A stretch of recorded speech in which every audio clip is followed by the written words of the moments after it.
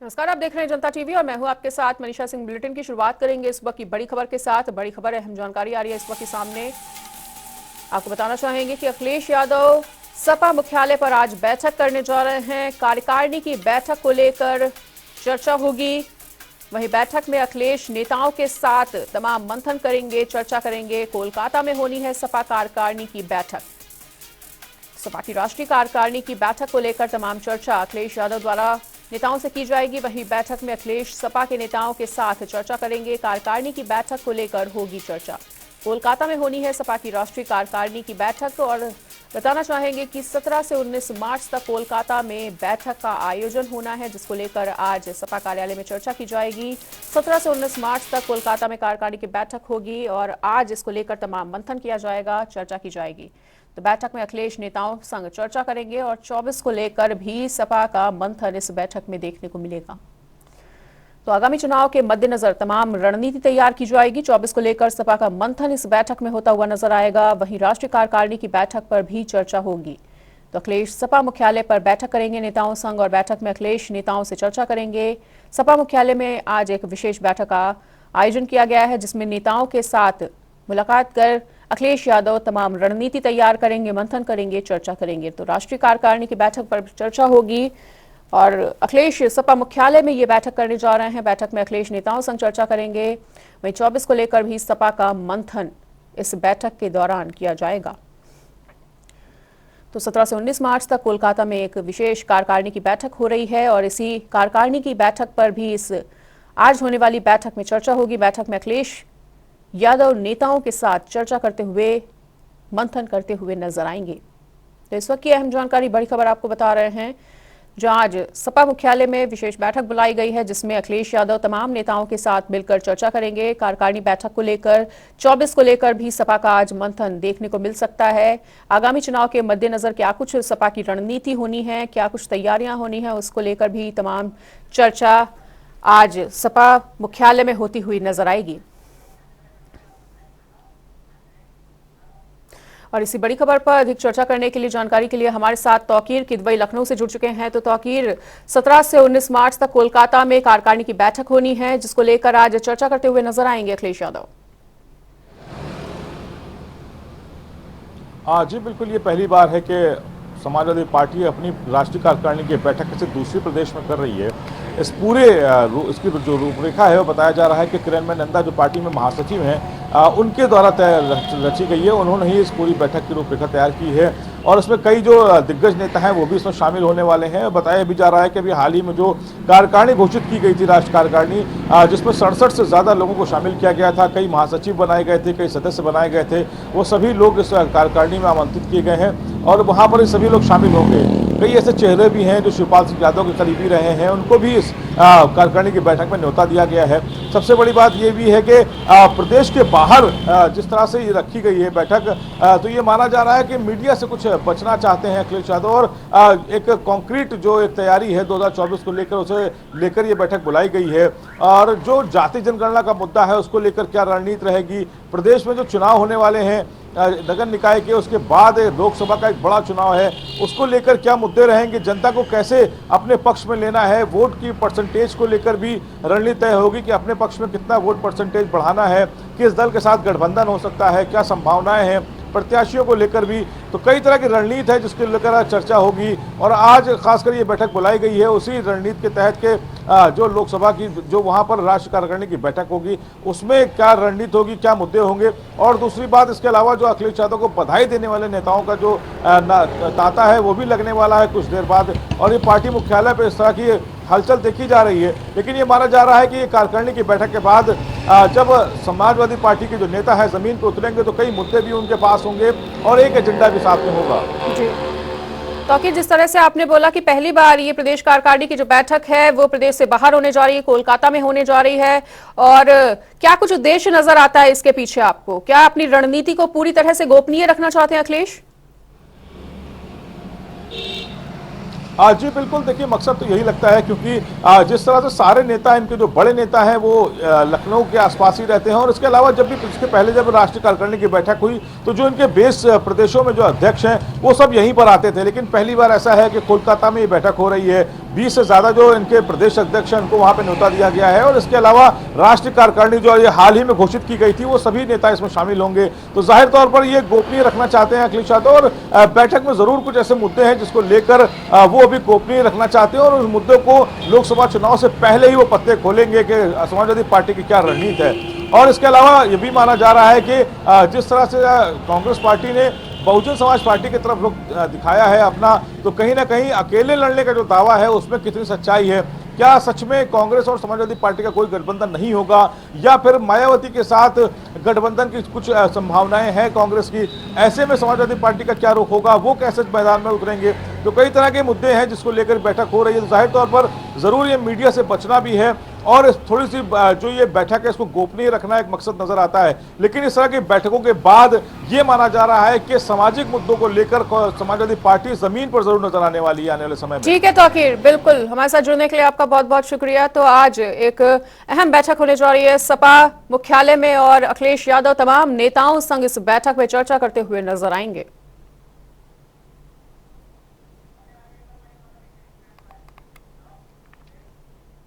इस बीच एक और बड़ी खबर, अहम जानकारी आ रही है सामने। बड़ी खबर का रुख कर लेते हैं इस वक्त। अहम जानकारी आपको बता दें, बीजेपी की मिशन 24 को लेकर तैयारियां तेज होती हुई, तो एक तरफ सपा अपनी तैयारियों में जुटी हुई है, तो वहीं दूसरी तरफ बीजेपी भी जोरों शोरों से तैयारी कर रही है। नगर निकाय चुनाव के लिए तैयारी तेज होती हुई, वहीं यूपी के सभी मंडलों में बीजेपी कार्यक्रम भी करती हुई नजर आएगी। बीजेपी की मिशन 24 को लेकर तैयारियां तेज। बीजेपी का सक्रिय बूथ सशक्त मंडल है, वहीं यूपी के सभी मंडलों में कार्यक्रम करती हुई नजर आएगी बीजेपी। तो एक तरफ जहां सपा अपनी तमाम रणनीति पर चर्चा करने के लिए आज एक अहम बैठक करने जा रही है, तो वहीं दूसरी तरफ बीजेपी भी मिशन 24 में जोरों शोरों से जुटी हुई है। और इसी बड़ी खबर पर अधिक जानकारी के लिए अनूप हमारे साथ जुड़ चुके हैं। तो अनूप, यूपी के सभी मंडलों में बीजेपी कार्यक्रम करने जा रही है, और 24 के मद्देनजर यूपी में बीजेपी की तैयारियां जोरों शोरों में। और देखिए, भारतीय जनता पार्टी नगर निकाय चुनाव से पहले बूथ सशक्तिकरण की बात करें या फिर मंडल स्तर पर कार्यक्रम चलाएगी, क्योंकि अब भारतीय जनता पार्टी को पहले नगर निकाय के चुनाव में जाना है, उसके बाद 2024 की तैयारी करना है। और भारतीय जनता पार्टी का लक्ष्य है 80 में से 80 सीटों का है, और कोई कसर बाकी नहीं रखना चाहती भारतीय जनता। यही वजह है कि बूथ सशक्तिकरण से लगाकर, यानी उत्तर प्रदेश में माइक्रो लेवल पर भारतीय जनता पार्टी काम कर रही है। बूथ सशक्तिकरण के माध्यम से पूरी पार्टी को मजबूत करेगी। और पिछले कुछ चुनावों की बात करें तो भारतीय जनता पार्टी के पास 4.5 करोड़ सदस्य पहले से हैं, और इस बार भी जो बूथ सशक्तिकरण के माध्यम से या फिर भारतीय जनता पार्टी में नए कार्यकर्ताओं जोड़ने के माध्यम से लगातार भारतीय जनता पार्टी प्रयास कर रही है, और बैठकों का लगातार दौर लखनऊ में जारी है। पिछले क्या कार्यक्रम हुए हैं उसके और आगे किस तरीके से योजना बनानी है, ये सब चीजों को लेकर लगातार बैठकों का दौर जारी है। और खासकर कार्य समिति की जब बैठक होती है कोर कमेटी की, तो वहां पर भी कहीं न कहीं अपडेट देना पड़ता है, और हर जगह से। ठीक है अनूप, बिल्कुल इस तमाम जानकारी के लिए आपका बहुत बहुत शुक्रिया। रात से इस वक्त की एक और बड़ी खबर सामने आ रही है, इस वक्त की अहम जानकारी से आपको अपडेट करवा दे। प्रयागराज से इस वक्त की बड़ी खबर, प्रयागराज उमेश पाल हत्याकांड से जुड़ी हुई बड़ी खबर आपको बताना जा रहे हैं, जहां 13वीं के बजाय शांति पाठ का आयोजन होगा, वहीं दोपहर 12 बजे घर पर आयोजित होगा शांति पाठ। तो मृतक की आत्मा की शांति के लिए शांति पाठ का आयोजन किया जा रहा है 13वीं की बजाय। वहीं एसपी सिंह बघेल भी पाठ में शामिल होंगे। तो इस वक्त की अहम जानकारी आपको बता रहे हैं, प्रयागराज उमेश पाल हत्याकांड से जुड़ी हुई, जहां 13वीं की बजाय शांति पाठ का आयोजन किया जा रहा है। वहीं 14 दिन बीत चुके हैं इस पूरे मामले में, और अब इस पूरे हत्याकांड से जुड़ी हुई बड़ी अपडेट आपको बता रहे हैं, जहां एसपी सिंह बघेल भी शांति पाठ में शामिल होंगे। प्रयागराज उमेश पाल हत्याकांड से जुड़ी हुई बड़ी खबर आपको बता रहे हैं, जहां 13वीं की बजाय शांति पाठ का आयोजन होगा।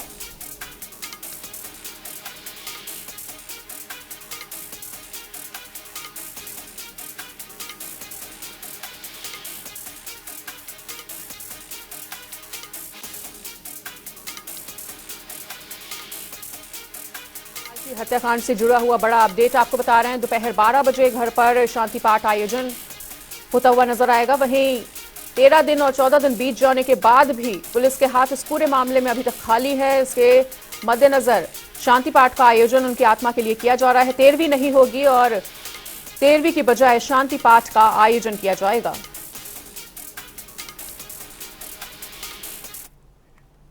वहीं प्रयागराज से हमारे साथ जुड़ने जा रहे हैं सैयद। तो सैयद, आज शांति पाठ का आयोजन होने जा रहा है, बघेल भी इसमें शामिल होंगे, क्या कुछ ताजा अपडेट? जी बता दें, जहां उमेश पाल हत्याकांड के बाद जो मुख्य आरोपी हैं अभी तक पकड़े नहीं गए हैं और ऐसे में पुलिस की गिरफ्त से अभी तक बाहर हैं। ऐसे में उमेश पाल की मां शांति देवी का बयान था कि वे तेरवी नहीं करेंगी, सिर्फ सांकेतिक रूप से पूजन हवन करेंगी और उसमें अपने किसी रिश्तेदार या पड़ोसी को भी शामिल नहीं करेंगे, सिर्फ घर के ही लोग शामिल होंगे। वहीं केंद्रीय मंत्री एसपी सिंह बघेल भी आज यहाँ पहुंच रहे हैं और शांति पाठ में शामिल होंगे। बिल्कुल सही है। तो जिस तरह से प्रयागराज से लेकर बिहार तक में छापेमारी चल रही है, पश्चिम बंगाल में भी छापेमारी हुई, क्या कुछ अपडेट निकल कर आ पा रहा है? क्या कुछ दूसरा इनपुट मिल पाया है तमाम आरोपियों से जुड़ा हुआ?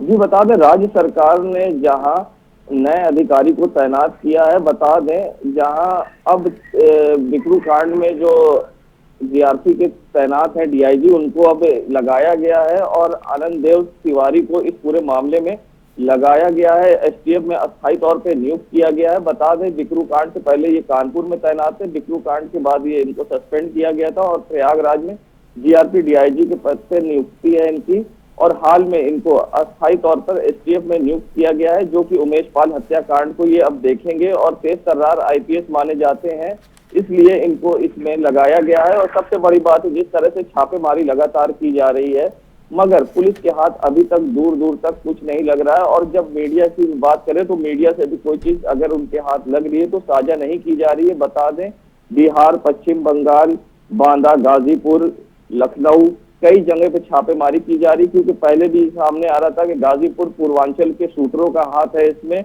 और जिस तरह से ये लगातार कार्रवाई की जा रही छापेमारी, जल्द ही इसका परिणाम देखने को मिलेगा। बिल्कुल सैयद। और दूसरी तरफ उधर अतीक अहमद के बेटे को भी एनकाउंटर के बाद काफी ज्यादा डर सता रहा है और बार बार वो पुलिसकर्मियों से ये पूछते हुए नजर आ रहे हैं कि अब किसे टपकाया गया। जी बता दें, जब से ये कांड हुआ है, एनकाउंटर दूसरा हुआ है विजय उर्फ उस्मान का, उसके बाद से प्रयागराज की नैनी जेल में बंद अली अतीक की मुश्किलें बढ़ गई हैं। उसने खाना पीना कम कर दिया है, यहाँ तक कि पानी का सेवन ज्यादा कर रहा। हाल ही में शनिवार को उसके वकील पहुंचे थे तो अपने केस की जगह अनावश्यक बातें ज्यादा करते दिखाई दिया। अधिकारियों की माने तो रात में सोते सोते उठकर चलने लगता है बैरक में और नंबरदारों और वहां पे मौजूद तैनात लोगों से पूछता है इनकाउंटर की कार्रवाई को लेकर, क्योंकि इनकाउंटर को लेकर खौफ कहीं ना कहीं बढ़ता जा रहा है। और ये भी एक बड़ी खबर आ रही है कि जल्द ही कोर्ट खुलने के बाद, होली के बाद, अतीक अहमद को प्रयागराज लाया जाएगा।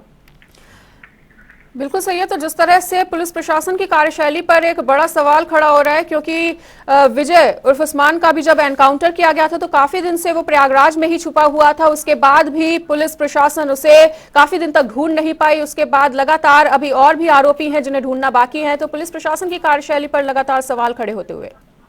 जी बता दें मनीषा आपको कि जिस तरह से लगातार विजय को ढूंढना मुश्किल हुआ एसटीएफ के लिए और जबकि भूरपुर में कई बार छापेमारी करी एसटीएफ ने, और दूसरी तरफ जिस तरह से लगातार कार्रवाई हो रही है, उमेश पाल की मां शांति देवी का भी कहना था अगर पुलिस लापरवाह नहीं होती तो ये शूटर बाहर नहीं भाग पाते। बिल्कुल ठीक है। इस तमाम जानकारी के लिए आपका बहुत बहुत शुक्रिया। तो आज मृतक की आत्मा की शांति के लिए शांति पाठ का आयोजन किया जा रहा है, जिसमें केंद्रीय मंत्री एसपी सिंह बघेल भी पाठ में शामिल होंगे।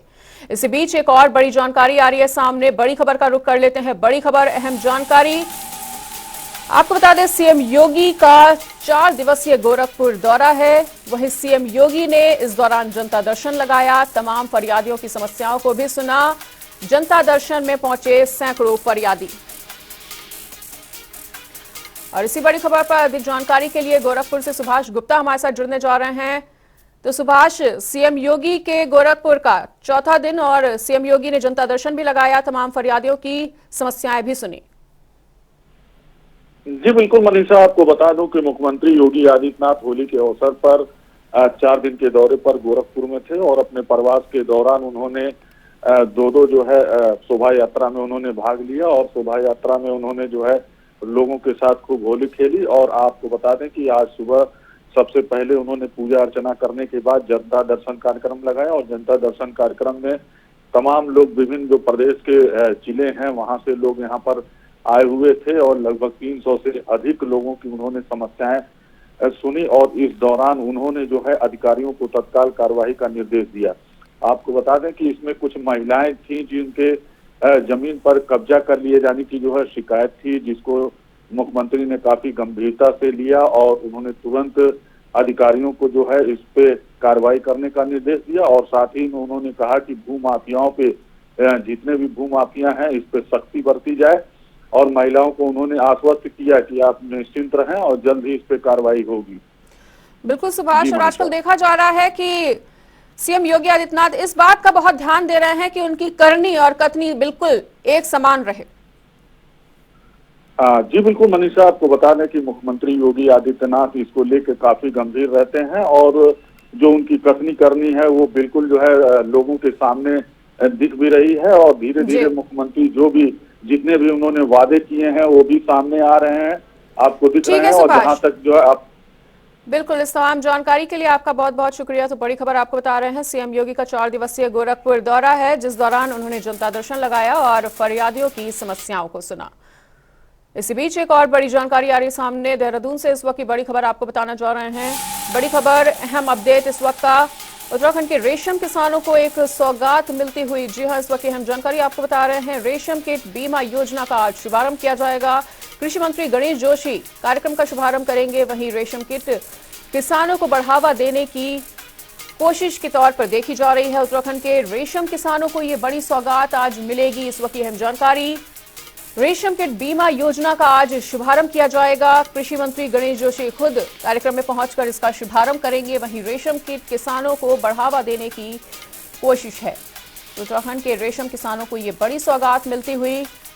वहीं रेशम कीट बीमा योजना का आज शुभारंभ हो जाएगा। खुद कृषि मंत्री इसका शुभारंभ करेंगे। कृषि मंत्री गणेश जोशी कार्यक्रम में बतौर मुख्य अतिथि पहुंचेंगे और इस पूरी योजना का शुभारंभ करते हुए नजर आएंगे। वहीं रेशम कीट किसानों को बढ़ावा देने की एक कोशिश के तौर पर देखी जा रही है। उत्तराखंड के रेशम कीट किसानों के लिए ये एक बड़ी खबर, जहां रेशम कीट बीमा योजना का शुभारंभ कृषि मंत्री गणेश जोशी आज करते हुए नजर आएंगे। अब से कुछ देर में कार्यक्रम भी शुरू हो जाएगा। रेशम कीट किसानों को बढ़ावा देने की कोशिश लगातार की जा रही है प्रदेश सरकार की तरफ से।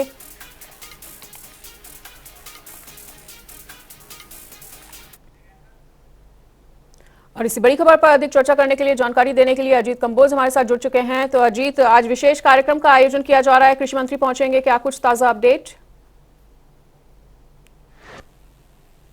बिल्कुल, अगर राजधानी देहरादून की बात की जाए तो रेशम कीट को लेकर सरकार गंभीर है और जिस तरह से लगातार रेशम कीट काश्तकारों को बढ़ावा देने की सरकार कोशिश कर रही है, तो इसी कड़ी में आज एक बड़ा कार्यक्रम राजधानी देहरादून में अब से कुछ ही देर बाद शुरू होने वाला है, जिसमें रेशम कीट के जो काश्तकार हैं उनको लेकर एक बीमा योजना का यहाँ पर शुभारंभ होने जा रहा है।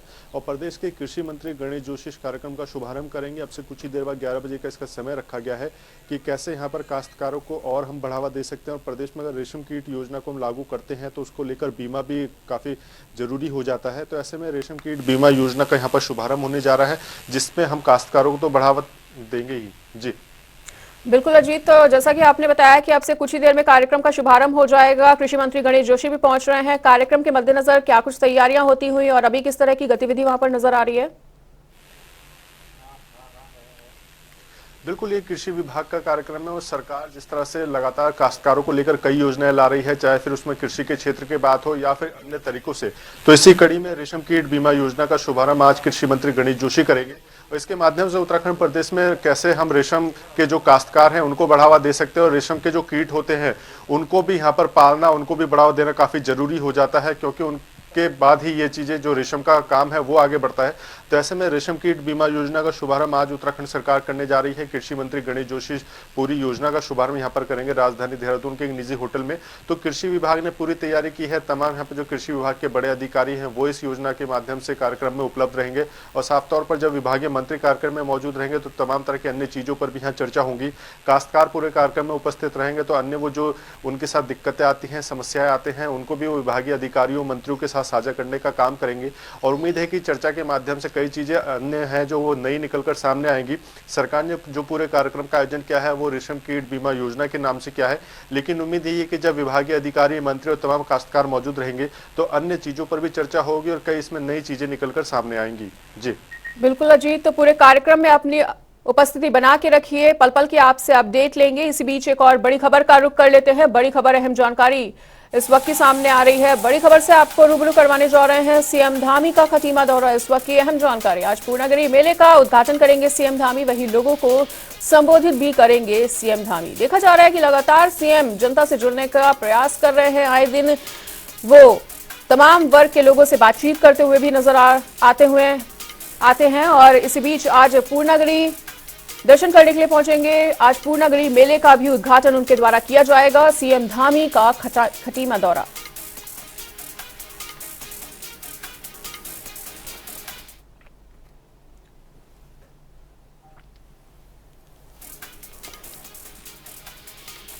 इस वक्त की अहम जानकारी आपको बता रहे हैं, आज पूर्णागिरि मेले का उद्घाटन करेंगे सीएम धामी, वहीं सीएम धामी वर्चुअली लोगों को संबोधित भी करेंगे।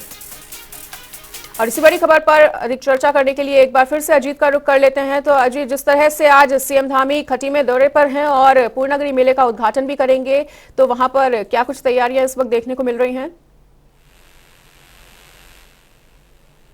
बिल्कुल, अगर मां पूर्णागिरि धाम की बात की जाए तो ये 3 माह का मेला होता है जो आज से विधिवत शुभारंभ होने जा रहा है। और मुख्यमंत्री पुष्कर सिंह धामी देर रात को ही खटीमा पहुंच चुके थे और अब से कुछ ही देर बाद या कहे कुछ ही मिनटों बाद 11 बजे इसका समय रखा गया है मां पूर्णागिरि मेले के शुभारंभ का। मुख्यमंत्री पुष्कर सिंह धामी इस मेले का शुभारंभ करने जा रहे हैं और 3 माह के लिए मेला आयोजित होता है। काफी भीड़ होती है, श्रद्धालुओं की काफी आस्था है मां पूर्णागिरि में। और केवल उत्तराखंड या अन्य जनपदों से ही नहीं, सीमावर्ती जो अन्य देश है नेपाल और जो उत्तर प्रदेश के अन्य इलाके हैं, चाहे उसमें बरेली, मुरादाबाद, लखनऊ तक की बात की जाए, तो इन क्षेत्रों के लोग यहां पर पहुंचते हैं और 3 महीने तक मां पूर्णागिरि धाम में काफी रौनक चहल पहल देखने को मिलती है और इसमें काफी भीड़ भाड़ भी नजर आती है। तो ऐसे में मुख्यमंत्री पुष्कर सिंह धामी अब से कुछ ही देर बाद मां पूर्णागिरि मेले का शुभारंभ करने जा रहे हैं। इसके अलावा 2 अन्य बड़े कार्यक्रम भी खटीमा क्षेत्र में मुख्यमंत्री पुष्कर सिंह धामी के हैं, जिनका भी विधिवत शुभारंभ मुख्यमंत्री पुष्कर सिंह धामी करेंगे। ठीक है अजीत, इस तमाम जानकारी के लिए और हमारे साथ जुड़ने के लिए आपका बहुत बहुत शुक्रिया। तो सीएम धामी का खटीमा दौरा है, जहां पहुंचकर आज वो पूर्णागिरि मेले का उद्घाटन करेंगे। फिलहाल यहां पर रुकेंगे, छोटे से ब्रेक के लिए। खबरों का सिलसिला लगातार जारी रहेगा, देखते रहिए जनता टीवी।